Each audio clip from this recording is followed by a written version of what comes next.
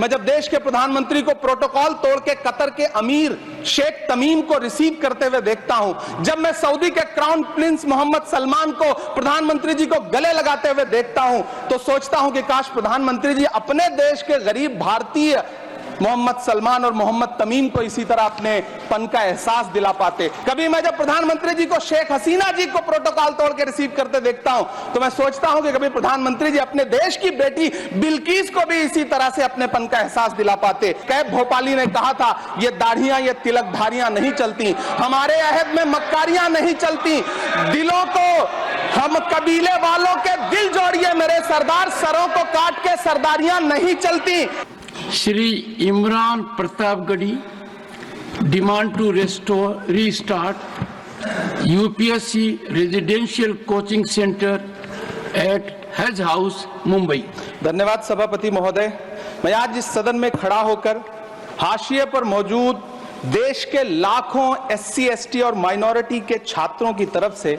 UPA की chairperson रही श्रीमती सोनिया गांधी जी और पूर्व प्रधानमंत्री डॉक्टर मनमोहन सिंह साहब को सैल्यूट करूंगा, जिनकी कोशिशों से सच्चर कमेटी की सिफारिशों के बाद 2009 में कोचिंगों के अभाव में प्रतियोगी परीक्षाओं में हिस्सा न ले पाने वाले SC, ST और माइनॉरिटी के छात्रों के लिए रेजिडेंशियल कोचिंग एकेडमी शुरू की गई थी। डॉक्टर भीमराव अंबेडकर यूनिवर्सिटी, मानू हैदराबाद, AMU अलीगढ़, जामिया हमदर्द और जामिया मिल्लिया यूनिवर्सिटी में दूर दराज गांव से आने वाले बच्चों ने महंगी UPSC कोचिंगों के बजाय भारत सरकार की रेजिडेंशियल कोचिंग एकेडमी में एडमिशन लेना शुरू किया और उनके प्रतियोगी परीक्षाओं में जाने के सपने पूरे होने लगे। इसी से प्रभावित होकर मुंबई के हज हाउस में 2009 में एक कोचिंग सेंटर शुरू किया गया, जिसके लिए सरकार से कोई फंड नहीं लिया गया, बल्कि हाजियों के रजिस्ट्रेशन फीस और सर्विस चार्जेस से बनने वाले हज कमेटी के कॉर्पस के एक हिस्से से इसे शुरू किया गया। तकरीबन 10 साल शानदार तरीके से चलने वाले इस कोचिंग सेंटर के रिजल्ट भी बढ़िया रहे। कई IAS दिए, IPS दिए, महाराष्ट्र की स्टेट सर्विसेज में बच्चे सेलेक्ट होने लगे। फिर आया कोविड, पहले सीटें घटाई गईं और फिर तत्कालीन अल्पसंख्यक मंत्री महोदया को मौका मिला और उन्होंने 2023 में इस कोचिंग सेंटर को बंद कर दिया। वो सैकड़ों छात्र जो हर साल इस कोचिंग सेंटर से फायदा उठा रहे थे, एक झटके में उनके सपने चकनाचूर कर दिए गए। सभापति महोदय, मैं जब देश के प्रधानमंत्री को प्रोटोकॉल तोड़ के कतर के अमीर शेख तमीम को रिसीव करते हुए देखता हूं, जब मैं सऊदी के क्राउन प्रिंस मोहम्मद सलमान को प्रधानमंत्री जी को गले लगाते हुए देखता हूं, तो सोचता हूं कि काश प्रधानमंत्री जी अपने देश के गरीब भारतीय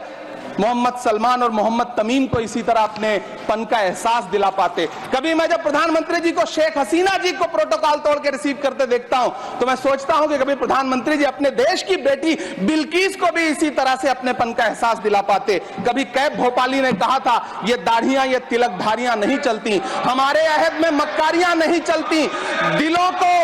हम कबीले वालों के दिल जोड़िए मेरे सरदार, सरों को काट के सरदारियां नहीं चलती। सभापति महोदय, मेरा अल्पसंख्यक मंत्रालय से अनुरोध है कि हाजियों के पैसे से चलने वाले हज हाउस कोचिंग के कोचिंग सेंटर को फिर से शुरू किया जाए। न सिर्फ शुरू किया जाए बल्कि उसकी सीटें भी बढ़ाई जाएं। जब पैसा सरकार को नहीं देना है बल्कि हाजियों का जो कॉर्पस सैकड़ों करोड़ रुपए के रूप में इकट्ठा है, उससे इसको चलना है कोचिंग सेंटर को, तो फिर इस कोचिंग सेंटर को चलाने में और देश के बाकी हज हाउसेज में इसे शुरू करने से सरकार को परेशानी क्या है। मेरा अनुरोध है, यहाँ मंत्री महोदय बैठे हैं, अल्पसंख्यक मंत्री, कि कृपया संज्ञान लें, देश के लाखों छात्र आपसे हम गुजारिश कर रहे हैं।